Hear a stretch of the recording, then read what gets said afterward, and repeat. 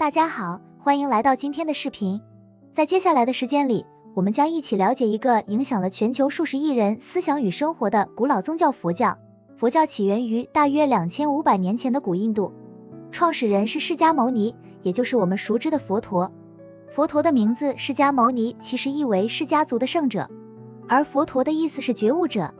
在他成为佛陀之前，他其实是一位名叫乔达摩悉达多的王子。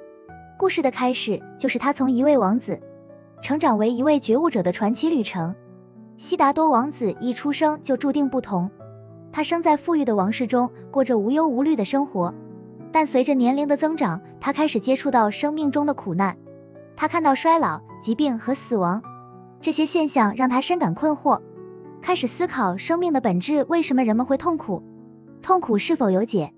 于是他毅然决然地放弃了奢华的宫廷生活，